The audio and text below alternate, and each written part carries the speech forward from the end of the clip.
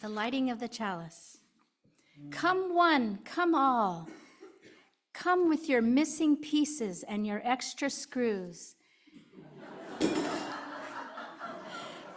Come with your hard edges and your soft spots. Come with your bowed heads and upright spines. Come, all you flamboyant and drab, verbose and quiet, fidgeting and lethargic. All you with large vision and tender hearts. All you with small courage and tender fears. Bring your lisp and your stutter and your song. Bring your gravel and your drawl and your lilt. Bring your anger and your joy and your righteous indignation. Misfits and conformists and everyone in between, come into this space and be welcome. Bring who you are. Bring where you've traveled. Bring what you long for, and let us worship together. In other words, let us tune our hearts to what matters most.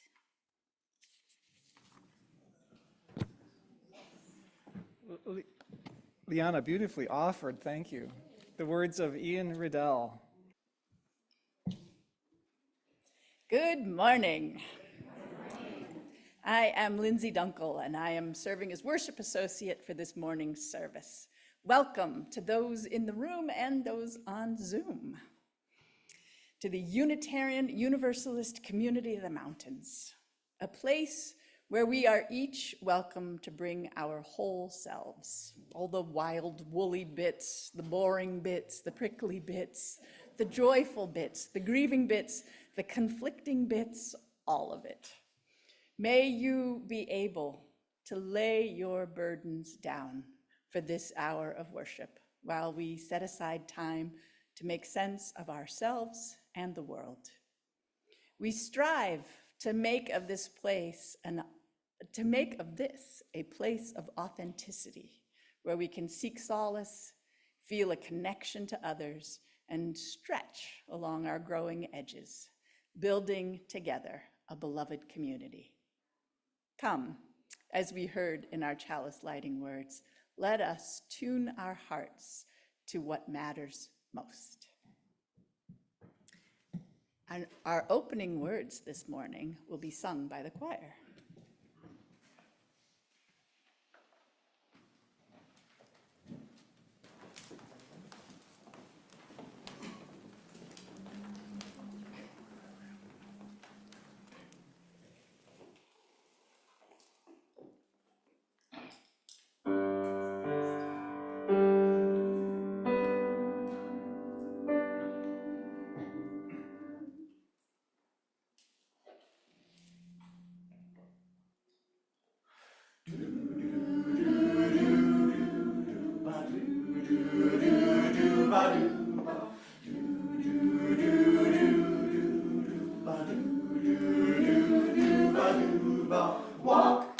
Walk a mile, walk a mile in your neighbor's shoes. Walk a mile, walk a mile in your neighbor's shoes. Walk a mile, walk a mile in your neighbor's shoes. You'll understand them better if you do.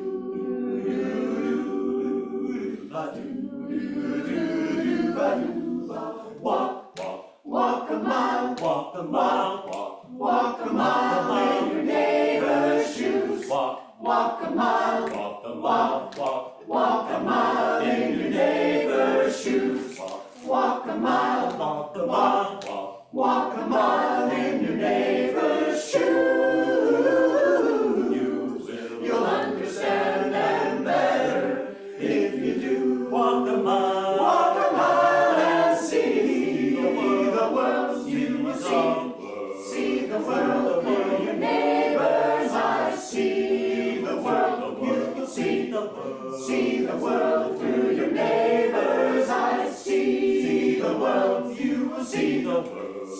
the world through your neighbor's eyes. So many things you'll come to realize.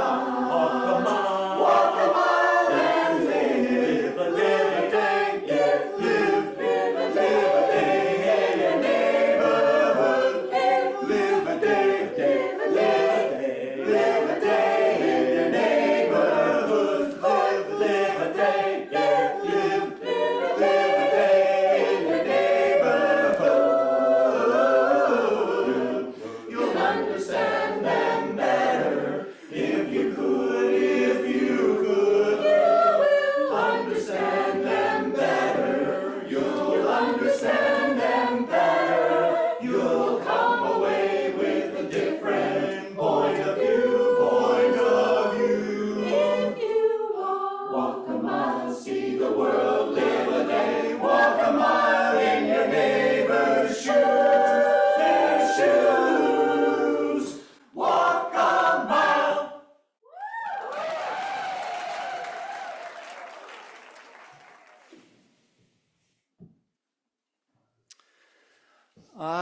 The 9 aspect in the Enneagram.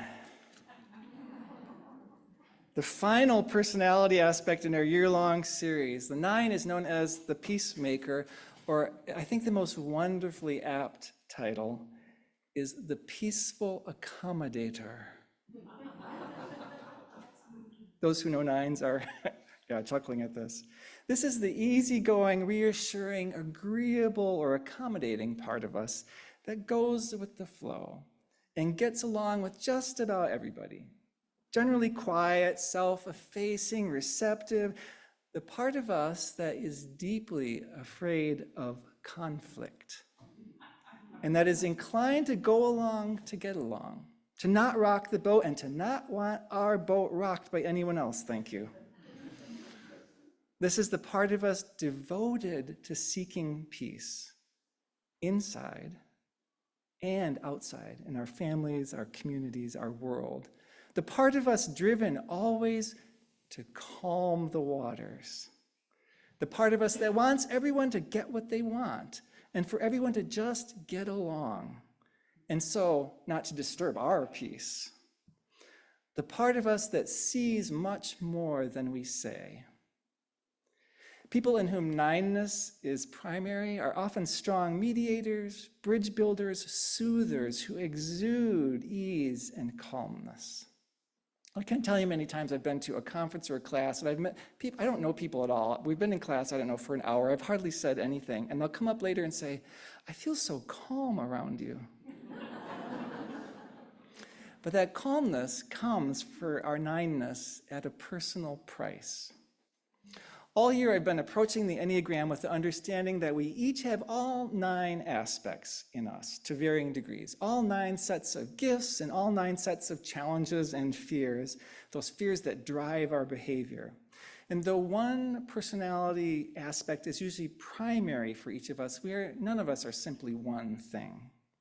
The 9 is the type that embodies this most completely. 9s, including yours truly, identify with all the types. We can see ourselves in all of them, which allows us to see things from many different perspectives and allows us to understand many different kinds of people. It also makes us appear wishy-washy sometimes because we can see something this way and we can see it that way and that way and that way and that way and that way. The thing is, 9s identify with all the types except 9. We have this powerful glimpse into everyone except ourselves. We know who everyone else is, but we have a hard time knowing who we are. And in this, 9s are the poster child for all of the ways any of us falls asleep to who we really are. Every one of the 9 Enneagram types we've been talking about this year describes a particular way we learned early in life to protect ourselves and to get something we really needed, by putting on certain ways of thinking and feeling and seeing and acting. And we become so used to wearing those ways, so used to that particular personality we've kind of put on, that we forget those vital parts of who we are underneath all those layers. So why do 9s do this so very completely? What the 9 in us wants most is to feel deeply connected. That's what we want more than anything, to feel deeply connected. And so what the 9 in us is most afraid of is disconnection, of separation from those that matter to us. And so what the 9 in us learned early on is that when we know who we are and what we want, and we express that and reach for it, we will inevitably sometimes be at odds with what someone else wants or needs or expects or is willing or able to offer us. And we learned that that tension or that gap causes the key people in our life to withdraw or lash out sometimes, or otherwise break or not offer the connection that we so want to feel. So we learned not to risk disconnection. We learned not to risk it. We learned to keep the harmony and the peace by disappearing, in essence, by blending into the background, often in terms of clothing. All my life I've worn very muted clothing. It sort of blends in. So this is my antidote shirt, right? We learn not to cause trouble. We learn to be low maintenance by having simple needs, by staying inside our cozy mental or our physical cocoon. Oh, we 9s like our cozy home spaces. We learn to keep everyone else calm so we can be calm. We learn to not assert ourselves and our wants and our needs, and we learn not to take action because that might create conflict. And we follow other people's agendas, not having our own. And we learn, certainly, not to express any anger. So much so in all of this that we truly forget that we even have any wants or needs or desires or anger of our own. It's not that we even deny it. We don't even know we've got them. And at our unaware surface, we become content with whatever's in front of us, whoever's in front of us, with whatever others want. It's all good. Generally, it feels, oh, that's fine. We easily serve other people's needs and agendas, and we wait for life to come to us. The stereotype, of course, but true. The classic scenario that's used to talk about 9ness is any kind of conversation about what to do for the evening, or, for example, which restaurant to visit. If you ask a 9, where do you want to eat? The ready answer is, I don't know, where do you want to eat? Class, my poor partners, I can't believe how many times I said something like that. Actually, the whole range of eating options feels genuinely open. Like I could be good with all of those until a decision is made to go have sushi. And then the 9 in us realizes that I don't really want sushi after all, which we will only say out loud if we've learned to risk it with someone we trust. But more likely, we'll just quietly feel miffed. Both that we're going for sushi and that we're not saying anything about not wanting to go for sushi. Both, we're miffed at ourselves. And so we'll be unconsciously passive-aggressive, going along but not acting all that happy about it all evening. The 9ness in us has a tendency to say yes before we even are aware that there's a more real no underneath. In fact, the 9 in us is often more clear about what we don't want than what we do want. And that's one of the tools for starting to discover who we are, by identifying what we don't want in order to get some idea of what's left, which helps us know, oh, that's actually what I want. It's a process of elimination. 9 is the type also that's most anchored in the body, which surprises some people, usually without knowing it. We don't know that. And that's another tool for self-discovery then, listening to what our body's telling us about what we're thinking and feeling.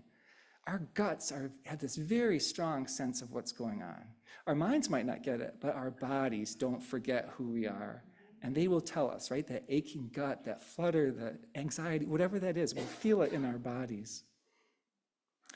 And anger turns out to be the driving emotion for nines, the thing we don't think we have, right? That's why it drives us, right? It's invisible. We've buried it. We're sometimes described as dormant volcanoes. It's all under there, but boy, we're not going to let it out until we can't help it, and then watch out. Healthy nines, when we're not healthy, we don't allow ourselves to even realize we've got that anger in us, because anger would lead to disconnection, certainly, right? So as with every type, the nines fall into a particular trap. By not acknowledging and working with our anger or our fear of conflict, by not realizing what we want, by wanting everything to be calm and peaceful all the time, we risk always allowing things to fester and become problematic and to get even bigger and worse until they're more of a problem. There's no escape, until there's no escape and things blow up or fall apart. And in that process of doing that, we miss out on the learning that addressing conflict and anger when they're small not only staves off more anger and conflict, but it also prevents us having a real relationship, right? We're trying to preserve the relationship. That's what we most want. But in trying to do it this way and not addressing what really needs to get addressed, we're actually missing out on the real, true relationship. We have to be real to do that. It's very difficult for nines to wake up to who they are, because that will not be comfortable.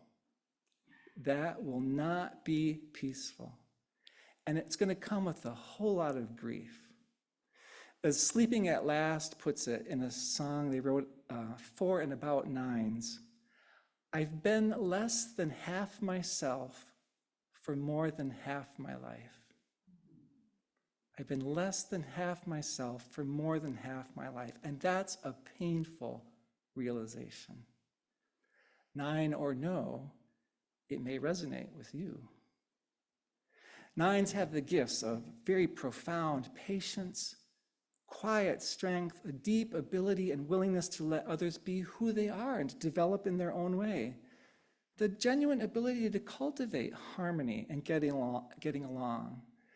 At their healthiest, nines are emotionally stable, serene, optimistic, supportive, resilient, open, unpretentious. Okay, all you nines and nine lovers and nine knowers, what else would you say about nines? What else is there to say about nines or nines? I'm sorry? An empty bucket list. I don't know what I want, so the bucket list is empty. Annoying. Right, on the one side, we seem so easy to get along with, but boy, you get to, right, we can be really annoying. Repressed. Right, all the stuff that's in there has nowhere to go. Chameleon, blend in, right? We know all the types. We can blend in all kinds of places. Afraid. Yeah, there's the fear. Some famous nines, ostensibly. Abraham Lincoln, Queen Elizabeth II, Janet Jackson, Norman Rockwell, Walter Cronkite, Carl Jung, Morgan Freeman. Oh, there's a nine voice. Gloria Steinem, Whoopi Goldberg, Walt Disney, Mr. Rogers. Audrey Hepburn, Alicia Keys, Barack Obama, Groot from the Marvel, Harry Potter, Under the Staircase, right? And Bruce Banner, AKA the Incredible Hulk, right? Mild-mannered until. So what do you expect are the countries that embody nineness? Sweden, perhaps?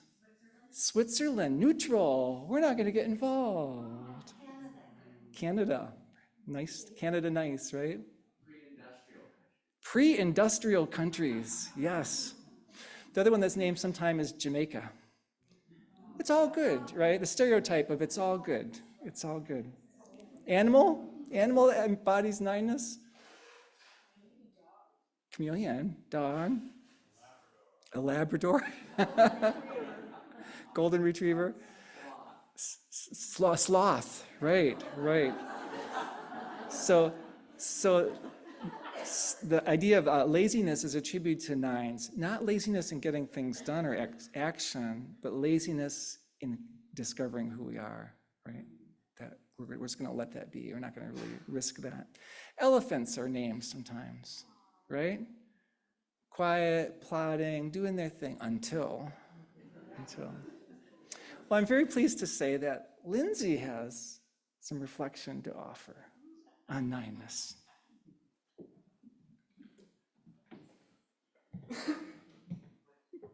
I don't know, I feel so exposed.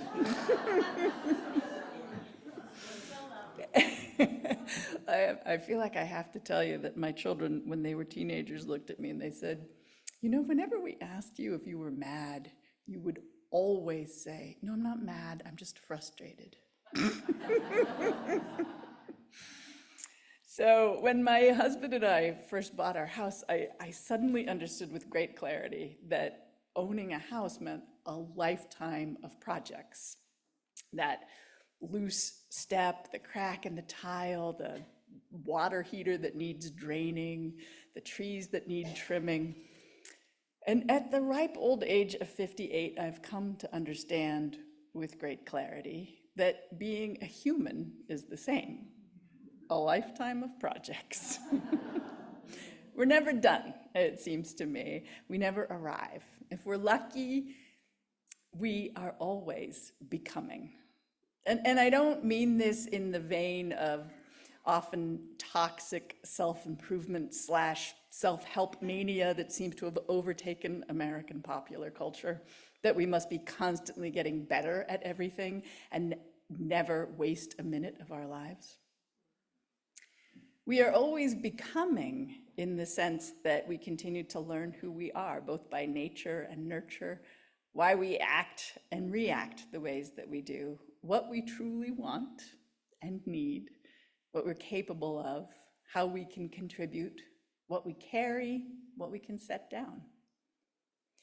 In preparing what I was going to say this week, I was looking back through some poetry, and I found a poem that I wrote many, many years ago that speaks of this unfurling, the many aspects of self as understood both internally and as applied externally. And I was rereading it this week, and I saw for the first time how it reflects my nineness. It has references to an easy child, to having to learn to express anger and negative emotions. It has references to being lost in thought, the I'm not that big a deal reference, the defined by others sections. And I love how at the end it's like a dream or a playful aspiration of transcending all of that, a dream of integration in the language of the Enneagram. So here it is. Naming. As a child, I was called sunshine or long drink of water. Yesterday, my name was Storm Cloud, Prickly Pear. It took so long to learn. I've called myself Inspiration, and maybe one or two others have too. One day, I'll be known as Tiger Tail, stripes and all. When I die, they'll speak of me as Mountain, River, or Blue Whale, though I'll not have been that big. My cats know me as Giver of Raw Chicken. My baby called me but now it's more like plaything, picker-upper, comfort giver, and mustn't forget Jungle Jim. My teachers called me Quiet One, Thinker, and who? Sometimes I'm called Shadow Drifter, Lost in Thought, Feline. I don't often use my claws. When they write it in the sky out over the ocean so people lying on the beach can see it, then my name will be Aqua Blue Zamboo, and I will smile when I see it floating up there and dive straight through the waves. I like to think that someday I'll get to Aqua Blue Zamboo, maybe. I had a powerful experience in my early 20s of seeing an old home movie. And at the time I was in therapy and digging deep for my authentic self as opposed to my what others need of me self. And in this snippet of movie, the camera panned away from fun family pandemonium by a swimming pool to 2-year-old me, sitting in the shade under a tree, calm and happy, taking off first one shoe and sock, and then the other, playing with my toes, stopping to dig in the dirt now and then with a stick, probably singing to myself. I had a visceral reaction to that scene. That's me. That's who I am. And I can tap into that grounded, content person when I need to. This becoming, it seems to me, is also a return. As I evolve, I am also working to get back there, to that Lindsay. So maybe one day I'll get to Aqua Blue Zamboo. But for now, I am Lindsay, and I am decidedly a work in progress.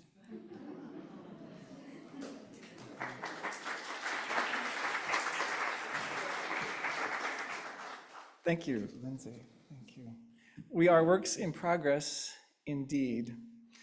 During sabbatical renewal last year, I dove into studying the Enneagram and into some great therapy as well, in part because something inside me was crying out to be liberated at last after 60 years, and in part to put on my own oxygen mask in order to be of greater service to you and to this community. The type 9 qualities that this congregation was looking for when you called a minister 8 years ago, the calming, soothing, harmonizing, peace-seeking minister you sought in a difficult time, qualities that have served well in certain ways through national political upheaval, starting in 2016, and a worldwide pandemic since then. All of that needs to be complemented in order to move forward by a minister's clear sense of self, a willingness to learn to engage conflict well and constructively, a minister able to know their own wants and needs and to reach for them, even when that risks people's displeasure and disconnection at the surface anyway.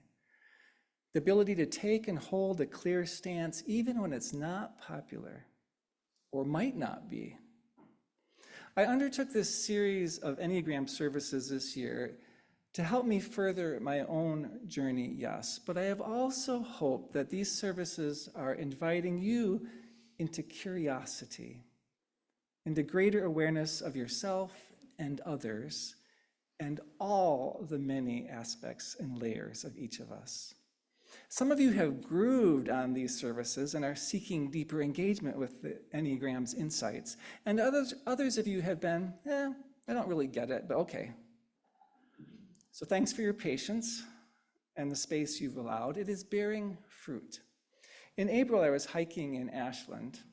This is after a couple hours of hiking, thinking about a comment for some reason in a recent podcast, some variation on the idea that everyone has a purpose in life to discover.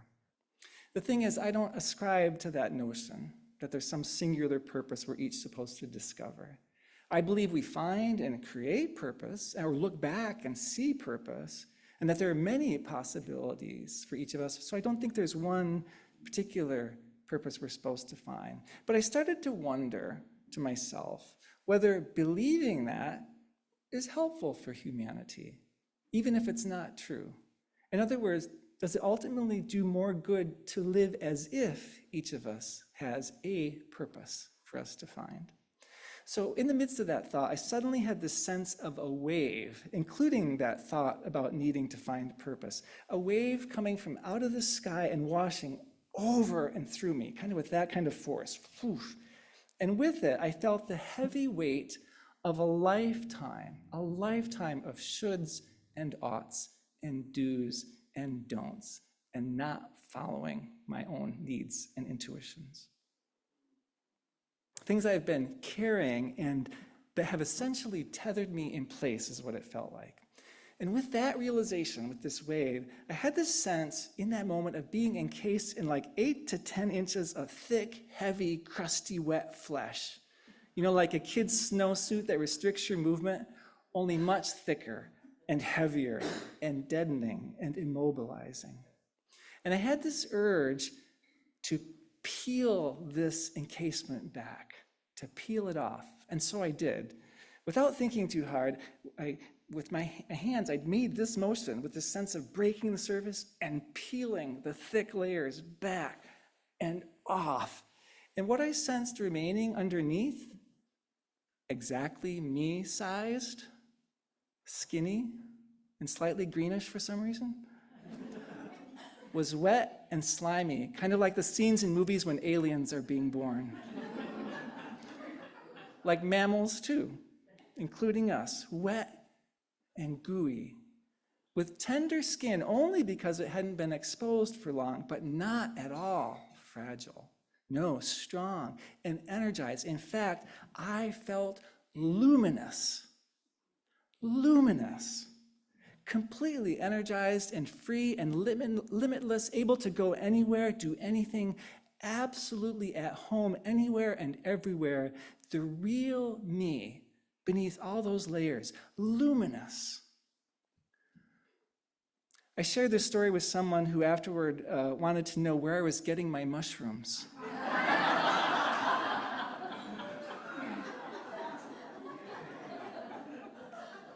My intuitive and imaginative self has never needed mushrooms.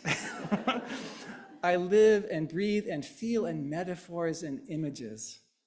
It's a 5-ish and a 9-ish way of experiencing truths and feelings through metaphors and images.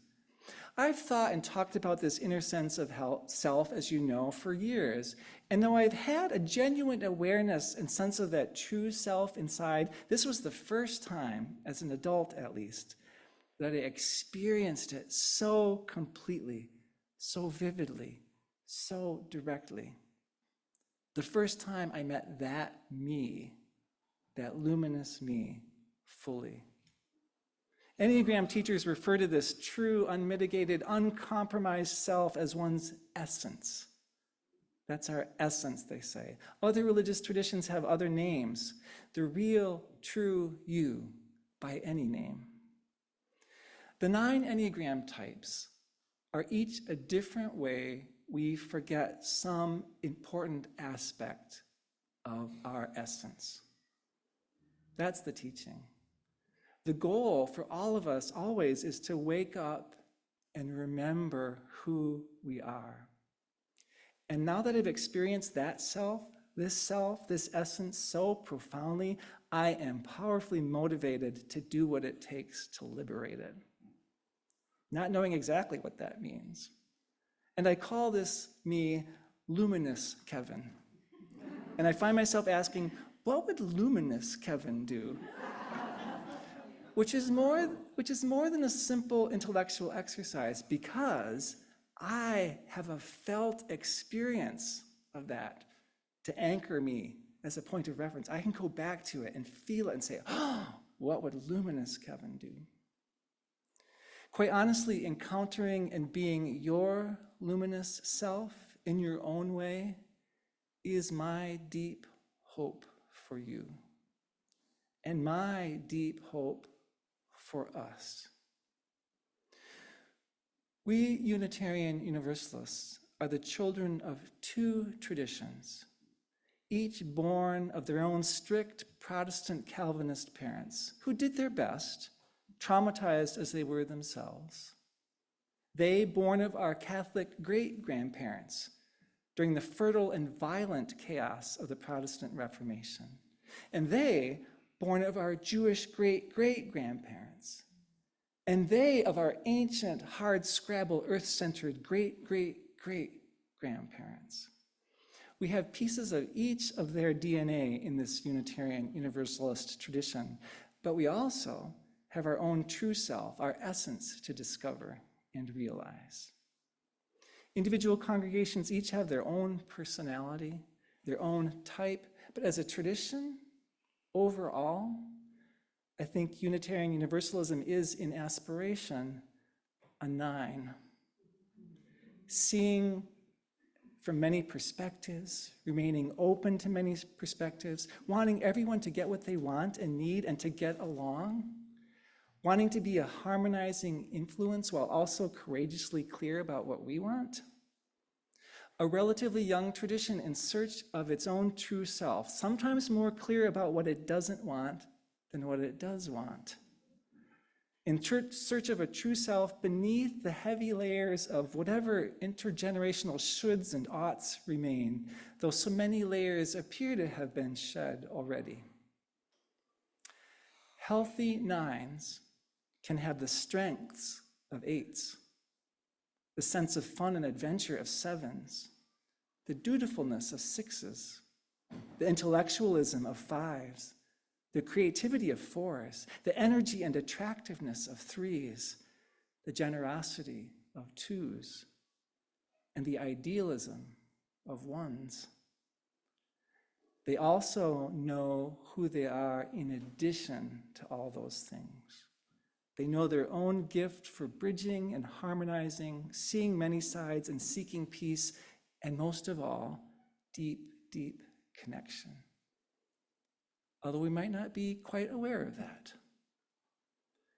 The current drive to articulate anew what matters to us Unitarian Universalists, the values proposed to take the place of the 7 UU principles, is a way to try to get beneath the layers to the essence of Unitarian Universalism. Interdependence, justice, transformation, generosity, equity, and that most perfectly 9ish of values, pluralism. Our theme for this month. For later, those pages on your chairs are reminding you that there'll be a vote coming up about whether to pursue these sets of values, all understanding love at the center. The thing is, words can never adequately hold or convey such things, ever. But they're what we have to work with across the wide swath of our tradition. Well, that, words and metaphor. What would liberated, luminous Unitarian Universalism do, we are being asked? What would liberated, luminous UUCM do? There's the question for this new day, this new moment in the world. What would luminous UUCM do, and what could we do to meet it? And underneath it all, of course, the deep question, what would liberated, luminous you do? Maybe you know already, or maybe that's the journey of waking up that you're on. Whatever your types, whatever our types, may we find that. May we return to that. May it and so much more be so. For our closing words, back to Ian Riddell's invitation. Bring who you are, all of who you are. Bring where you've traveled. Bring what you long for. Bring your true, awake, and luminous self. And moment by tender and courageous moment, let us keep tuning our varied hearts to what matters most. Until we meet to do that again together, let us carry the flame of peace and love until we meet again.